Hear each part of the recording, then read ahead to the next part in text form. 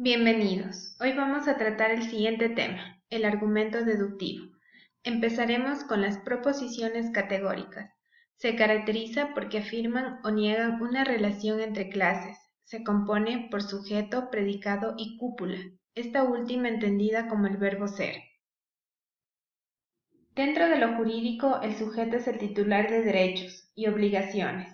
El predicado, la conducta que se le imputa al sujeto, y la cúpula es la que establece la relación entre sujeto y predicado.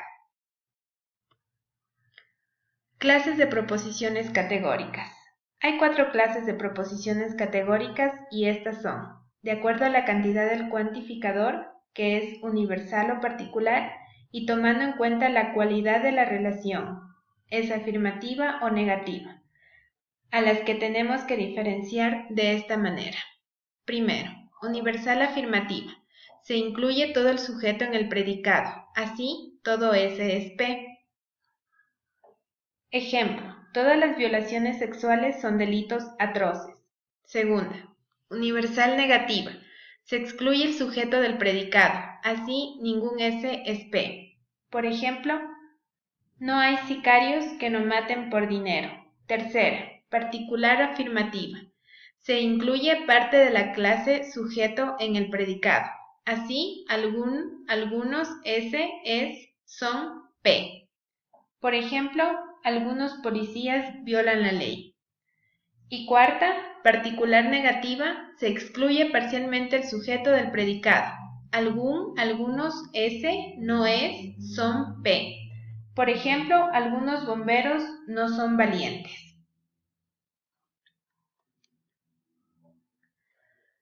También se da una importancia jurídica a la lógica y la gramática. La primera nos permite realizar inferencias inmediatas y la segunda permite realizar las relaciones lógicas entre las proposiciones categóricas. Ahora bien, tenemos la inferencia inmediata. Primeramente tenemos que diferenciar las inferencias inmediatas de las inferencias silogísticas. Las primeras parten de un solo juicio o proposición y las segundas se forman con una serie de juicios. Recordemos, para aceptar la conclusión obtenida con una inferencia inmediata debemos tener presente estas dos condiciones.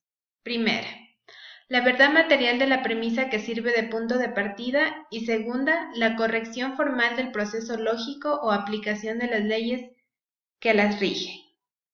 Existe buena relación entre las proposiciones categóricas y las inferencias lógicas, que pueden realizarse cuando se conoce el valor de verdad de alguna de ellas.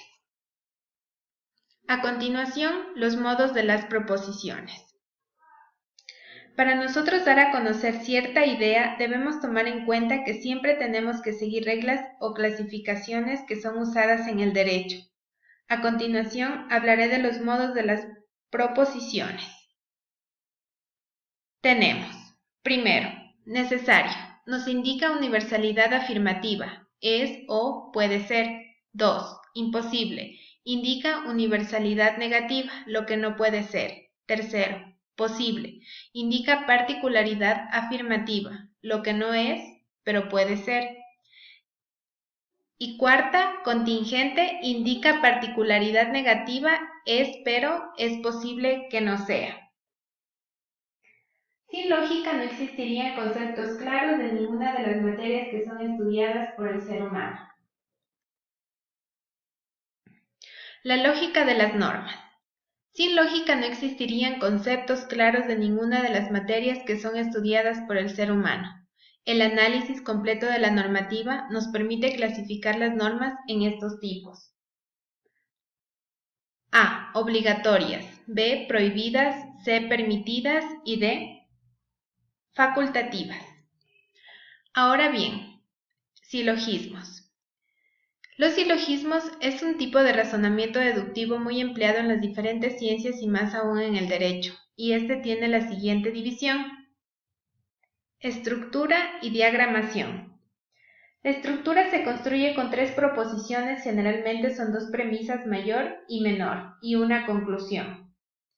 Y en la diagramación se da la representación de círculos, es decir, un círculo representa una Clase. Los dos círculos parcialmente superpuestos muestran las relaciones existentes entre dos clases. Validez de un argumento.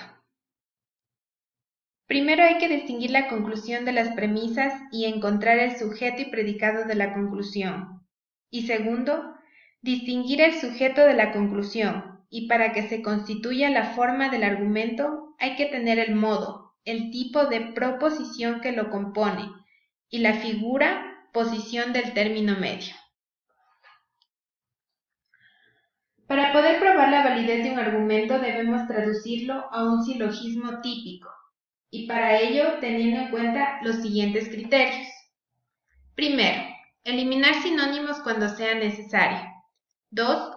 Las proposiciones que tienen adjetivos o frases adjetivales en lugar de sustantivos.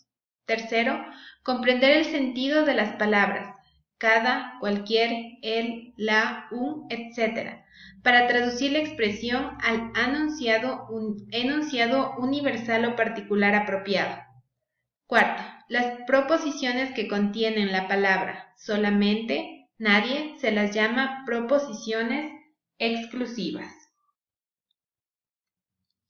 Tenemos ahora otras formas silogísticas, como entinema, en los argumentos cotidianos omitidos la formulación de una premisa o de una conclusión porque ya son conocidas o aceptadas que se sobreentiende.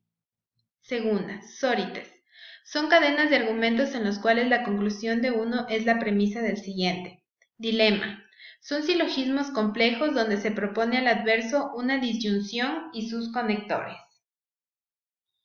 Ahora bien, pasamos con los conectores lógicos. Los conectores lógicos son palabras simples, proposiciones, que dan sentido a un concepto. Esto es similar a una oración que está compuesta por sujeto, predicado y verbo. Recuerde que los argumentos se presentan con proposiciones a través de un lenguaje cotidiano y jurídico.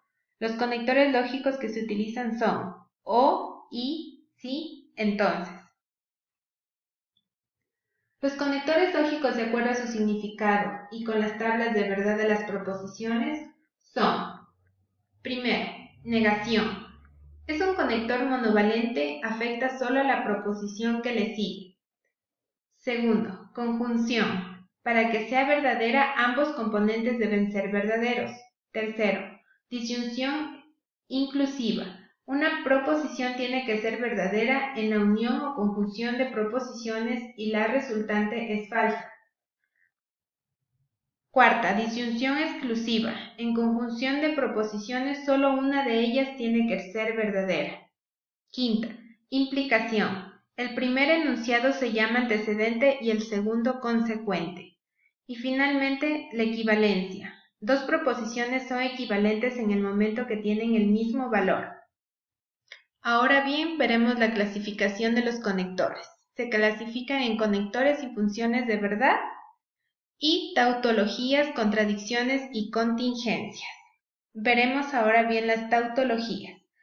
Son proposiciones lógicamente necesarias. La verdad depende de su forma, de su estructura. Es verdadera cual fueren los valores de las proposiciones atómicas. Contradicciones. Son proposiciones lógicamente imposibles, es cuando la proposición es falsa. Y contingencias son proposiciones lógicamente posibles cuando la proposición es verdadera en unos casos y falsa en otros. Pero las proposiciones lógicamente posibles pueden ser: primero, posibles o imposibles empíricamente. Significa que la afirmación contradice las leyes de la naturaleza, se la puede concebir. Y posibles o imposibles técnicamente, tratando el estado actual de la técnica, lo afirmado en la proposición es irrealizable, aunque concebible. Ahora bien, tenemos los principios lógicos supremos. Estos son: principio de identidad, principio de no contradicción y principio de tercer excluido. Vamos con las leyes lógicas. Las podemos clasificar en dos tipos. Primero, las leyes de implicación. Conector principal, su implicación. son unidireccionales, es decir, de un antecedente se sigue un consecuente, pero del consecuente no se sigue el antecedente, y tenemos modus ponens, modus tollens, silogismo disyuntivo, simplificación, conjunción y silogismo hipotético. Ahora, las leyes de equivalencia. Consta de dos partes equivalentes, se unen con el signo de la equivalencia, son bidireccionales, una implica la otra y viceversa. Y tenemos doble negación, teorema de Morgan, conmutación, asociación, contraposición, implicación y exportación. Gracias.